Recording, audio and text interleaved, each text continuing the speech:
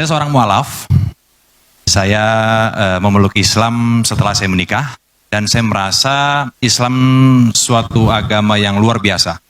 Waktu sebelum saya memeluk agama Islam, saya ke gereja pun setahun sekali udah syukur.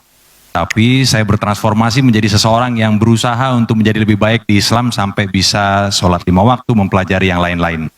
Pertanyaan saya sama Pak Ustadz adalah, kemarin itu saya udah, anak saya ada tanya sama saya, Dedi, kalau surat ini bunyinya apa? Wah, saya mulai nggak tahu nih, ya kan? Nah, saya rasa saya mulai harus belajar banyak mengenai Islam, mengenai surah dan lain sebagainya. Pertanyaan saya yang mungkin ini adalah keresahan hati juga beberapa saudara-saudara kita yang mualaf, Pak Ustadz. Bagaimana kita memilih guru yang benar? Yang pertama. Yang kedua, bagaimana kita tahu kita memilih guru? Caranya memilih guru untuk memadu kita supaya kita tidak berada di jalan yang salah.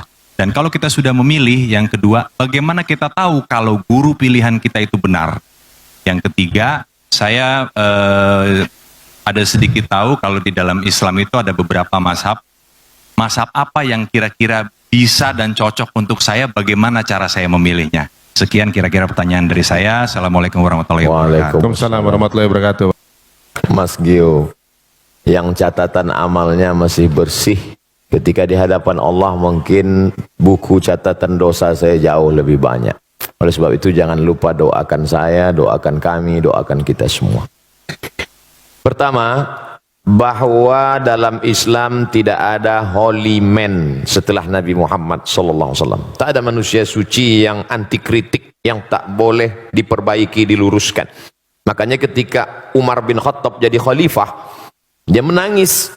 Kenapa? Karena dia sekarang punya jabatan tinggi, dia takut nanti sahabat tidak ada satupun yang bisa meluruskan dia. Tapi kemudian ketika ada sahabat berkata, kalau kau salah wahai Umar bin Khattab, aku yang akan meluruskanmu. Dia peluk, alhamdulillah masih ada hamba Allah yang meluruskan. Abdul Somad, manusia biasa, bisa benar, bisa salah. Main bola ada statuta yang dibuat oleh FIFA, rule of the game, aturan main. Ini outside namanya, ini goal namanya. Maka ketika orang itu keluar dari standar ini, dia tidak benar.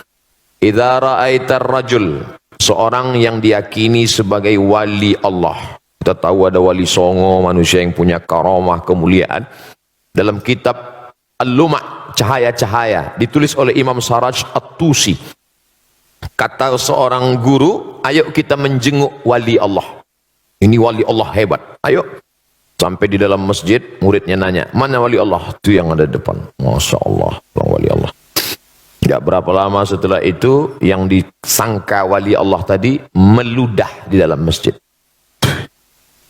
Kata gurunya, ayo kita tinggalkan, ini wali setan. Kenapa? Karena perbuatannya bertentangan dengan syariat Islam, haram meludah dalam masjid. Jadi mesti ada aturan. Kalau tidak aturan nanti kacau balau. Jelas-jelas ini orang tidak benar. Ketemu di tempat maksiat, minum khamar, tetap juga digurukan. Tidak bisa. Itu siapa? Guru spiritual saya. Tapi dia minum khamar. Khamar yang kelihatan mata kita dia minum, itu sebenarnya kalau sudah sampai lehernya berubah jadi zam-zam. Benar. Bagaimana kalau ternyata dia bisa jalan di atas air, ternyata dia bisa terbang di awan? Disebutkan dalam kitab Tanbihul Mughtarrin, peringatan bagi orang yang tertipu. Idza ra'aitar rajul, kalau kau lihat ada orang yatiru fil hawa, bisa terbang di atas awan, yamshi 'alal ma, bisa jalan di atas air, la taghtar, jangan tertipu karena itu, karena setan iblis pun bisa melakukan itu. Tapi pandanglah pada istiqomahnya tentang ajaran, perintah dan larangan Allah. Disuruh Allah dia ikut, dilarang Allah dia tak buat. Ikutilah istiqomahnya. Maka alhamdulillah musyawarah, ada guru-guru yang istiqomah, Ustaz Adi Hidayat, kemudian Ustaz Umar Mita, ustaz-ustaz kita yang banyak yang dalam koridor Ahlus Sunnah wal Jamaah. Tanya ke Ustaz Adi Hidayat, beliau punya banyak kader-kader hafal Al-Quran, Ustadz saya mau belajar Quran dari awal mau ngaji, nah, nanti beliau akan kirim guru mengaji supaya kita benar. Jadi dalam Islam aturannya adalah Quran sunnah. Tidak sesuai dengan Quran, menyalahi sunnah, tidak ikut fatwa ulama ahlu sunnah wal jamaah, maka dikeluarkan dari, ada kalanya SP1 sesat, surat peringatan yang salah sedikit sesat, tapi kalau fatal dia bisa menjadi kafir, keluar dari Islam. Na'udzubillah. Ini tentang masalah memilih guru. Standarnya Quran, sunnah, dan mengikut ulama ahlu sunnah wal jamaah. Berikutnya, mazhab apa yang saya ikut? Saya kasih sampel contoh bersentuhan laki-laki perempuan wuduknya batal atau tidak batal. Aula mastumun nisa, kamu bersentuhan kulit dengan perempuan, batal atau tak batal? Menurut mazhab Hanafi tidak batal. Karena makna la mastumun nisa bukan sentuhan kulit, tapi maaf jima. Kalau berhubungan kelamin baru batal. Kenapa bunyi ayatnya la mastumun nisa? Al-Quran bukan kitab porno, maka dia tidak mau sebut. Maka kiasan sentuhan kulit artinya jima baru batal. Kalau sentuhan kulit tidak batal menurut Hanafi. Malik bin Anas, mazhab Maliki, sentuhan kulit kalau bernafsu batal, kalau enggak nafsu enggak batal. Mazhab Syafi'i, asalkan sentuhan kulit, mau nafsu enggak nafsu tetap batal. Kita sedang berada di antara tiga pilihan, mau Hanafi, Maliki atau Syafi'i. Ustadz pilih yang mana? Saya pilih mazhab Syafi'i. Oh, karena Ustadz tidak pernah belajar mazhab Maliki. Saya belajar di Maroko. Maroko 100% mazhab Maliki. Guru-guru saya di Darul Hadis mazhabnya Maliki. Kenapa Ustadz tetap berpegang pada mazhab Syafi'i? Guru-guru saya sebelum berangkat dulu mazhabnya Syafi'i. Setelah saya pulang ke tengah komunitas masyarakat bermazhab Syafi'i. Dan ada satu analisa saya, ketika saya pakai mazhab Syafi'i, saya lebih tenang dalam kasus ini. Misalnya habis bersentuhan, habis itu saya sholat, Allahu Akbar, datang setan menggoda, wudu'mu batal Abdul Somad. Tidak, aku sudah wudu. Tapi andai saya pakai mazhab Maliki, wudu'mu batal Abdul Somad. Tidak, tadi kamu nafsu. Enggak, ada dikit. Tapi saya tidak menyalahkan mazhab Maliki. Karena ketika saya salahkan mazhab Maliki, berarti saya menyalahkan guru-guru saya dulu. Selama masih dalam ahlus sunnah wal jamaah. Tapi jangan gara-gara ngaji begini lalu semua benar. Kamu kenapa nggak sholat? Mari kita berlapang dada menerima perbedaan. Oh, nggak bisa. Ini antara sesama sholat tapi beda. Maka kata Syekh Yusuf Qardawi, sebenarnya orang awam dia nggak punya mazhab. Mazhabnya adalah mazhab gurunya. Apa mazhab gurunya? Ya itulah mazhab dia. Kebetulan saya berguru kepada guru-guru yang bermazhab Syafi'i, maka saya ikut mazhab Syafi'i. Andai dulu saya lahir di India, di sana mazhabnya Hanafi, mungkin saya sekarang mazhab Hanafi. Andai saya dulu orang Maroko, mungkin sekarang mazhab Maliki. Tapi kemudian setelah belajar dalam beberapa tidak secara keseluruhan tentang bayar zakat pakai uang misalnya. Nah, dalam hal ini pakai mazhab Hanafi. Kalau mazhab Syafi'i mesti pakai beras. Lalu orang miskin dikasih beras numpuk. Akhirnya dia mau beli baju kan nggak mungkin pakai beras barter. Beras itu dijual juga. Akhirnya perlu uang juga. Kenapa nggak langsung aja pakai uang? Makanya Syekh Ali Jum'ah Mufti Mesir dalam kitab Al-Bayan lima yushghilul adhan mengatakan dalam masalah bayar zakat fitrah pakai uang, pakai mazhab Hanafi dan sebagian pendapat mazhab Syafi'i. Nah, jadi dalam hal ini kita berguru, ikut guru kita yang selamat dari syirik, yang selamat dari bid'ah dhalalah, yang selamat dari kesesatan, dan kita tenang beramal. Wallahu a'lam bishawab. Alhamdulillah, mudah-mudahan menjawab Mas Gio. Berikut ini ada kabar gembira, salah satu di antara teman kita ada yang ingin bermualaf. Syahadat. Oh, oke. Bukan umum ya, bukan dipublish ya. Oke, siap. Saya salah baca. Oke, baiklah kalau gitu. Pertanyaan dari Syarul Gunawan. Waduh, di belakang. Oke. Gundul tapi menawan. Silahkan Kang Syahrul, oke silakan. Untuk deket Gio ya. Udah deh ya. Ketemu Gio lagi, ketemu teman-teman dulu. Ya, assalamualaikum warahmatullahi wabarakatuh. Ustadz Abdul Somad, alhamdulillah bisa bertanya lagi sama antum, insyaallah. Yang pertama tadi saya mau menanyakan mengenai fisik atau metafisik atau psikis, mengenai ria, Ustadz. Saya sudah 12 tahun bergerak di bidang travel umroh haji, hanya sebatas saya mengawal. Tapi ilmu saya masih jauh, Ustaz. Ketika saya memposting foto-foto atau video untuk kepentingan promosi saya di travel, saya merasa bahwa ya ini kan tergantung niat. Saya kan ingin promosi. Tapi ketika saya menanyakan pada diri saya, hey, kamu ini sebenarnya sedang mempromosikan diri kamu atau travel kamu? Itu yang saya kadang-kadang, oh ya, mungkin kebanyakan orang juga sering sulit untuk menilai ini ria atau ikhlas ataupun tujuan lain. Ya. Itu yang pertama. Terus kemudian yang berikutnya, saya kira udah nggak usah lah. Kasih kesempatan sama yang lain aja. Saya kira itu. Terima kasih banyak. Billahi taufiq wal hidayah. Assalamualaikum warahmatullahi wabarakatuh. Waalaikumsalam Assalamualaikum warahmatullahi wabarakatuh. Kita tanya ke anak muda yang sholat ke masjid, tiba-tiba ada yang satu nggak sholat ke masjid. Ente kenapa nggak sholat ke masjid?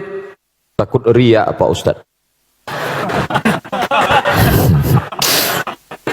Standar ria bukan lewat perasaan, tapi standar dalam Islam adalah syariat, Quran dan Sunnah.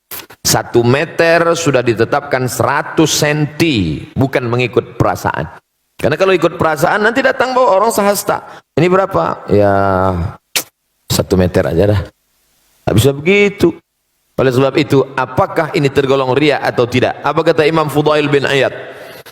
Tarkul amal li ajlin nas ria. Tidak jadi beramal karena ingin dipuji orang, ria. Wal amal li ajlihim syirik. Beramal karena ingin dipuji orang, syirik. Masuk masjid, mau sholat tahiyatul masjid, teman-teman di belakang sudah siap kameranya mau upload. Enggak jadi tahiyatul masjid karena takut dipuji orang, syirik. Sholat supaya dipuji orang, melirik ke belakang supaya dipuji orang, syirik. Tidak jadi beramal karena takut dipuji orang, ria. Beramal supaya dipuji orang, syirik. Lalu yang selamat bagaimana? Laksanakan menurut tuntunan Quran dan Sunnah. Mohon perlindungan kepada Allah supaya Allah membersihkan hati. Kalau pakai perasaan nanti ustaz-ustaz nggak ada yang diupload ceramahnya. Jangan upload, saya takut ria. Akhirnya isi medsos itu hantu aja semua. Makanya ulama sekaliber Habib Umar bin Hafiz, ada FB-nya, ada Instagram, ada follower, ada muhibbin. Habib Umar bin Hafiz, kemudian pula Syekh Ali Jum'ah, Habib Ali Zainal Abidin, tetap ada. Untuk apa? Ini syiar, syiar. Fahami ini sebagai syiar. Wal budna ja'alnaha lakum min sya'airillah. Onta-onta dan kambing-kambing yang dipotong itu bagian dari syiar agama Allah. Apa hubungan onta dan kambing itu syiar? Ketika penyembelihan onta dan kambing saat hari raya kurban, istri, anak dipanggil ramai-ramai menyaksikan supaya orang melihat, oh ternyata orang Islam itu hebat ya. Orang Islam itu ramai kalau bagi-bagi daging kambing ya. Kalau sholat subuh aja yang sunyi ya. Ini syiar. Begitu juga dengan postingan Mas Syahrul Gunawan, maka postingan itu tidak mempertunjukkan terlalu lebay, misalnya sampai semua sampai berdoa pun. Dulu orang berdoa menghadap Ka'bah, sekarang berdoa membelakangi Ka'bah. Nah, itu terlalu berlebihan. Tapi sekedar bercerita bahwa ini pergi umrah, ini syiar. Kloter pertama keberangkatan umrah setelah haji akan dilaksanakan tanggal sekian. Syiar menunjukkan ekonomi Indonesia baik, menunjukkan bahwa jamaah umrah ramai. Nah ini, jadi ada standar kelayakan, kepantasan. Maka dalil dalam Islam itu sampai 10. Quran, hadis, ijma', qiyas, syar'u man qablana, saddu zara'i, qaulu sahabi, istihsan, istishab, urf. Standar kepantasan, kelayakan. Ini pantas enggak ini? Ini layak enggak ini? Ketika layak, pantas, maka tidak masuk dalam kategori riya. Bahwa dia senantiasa berbisik-bisik dalam hati, memang kerja setan. Itu memang sudah SOS, standar operasional setan. La'atiyannahum min baini aidihim, aku akan datang dari depan, wa min khalfihim, dari belakang, wa an aimanihim, dari kanan, wa an syama'ilihim, dari kiri. Setan memang sudah datang. Lalu cara kita membalasnya, kita laksanakan niat baik, istighfar. Astaghfirullahaladzim, astaghfirullah. Halau dia hilangkan itu semua. Mudah-mudahan kita diselamatkan semua dari riya dalam rangka menegakkan agama Allah. Amin ya rabbal alamin. Mohon maaf, Ari, satu lagi Ri, penting Ri.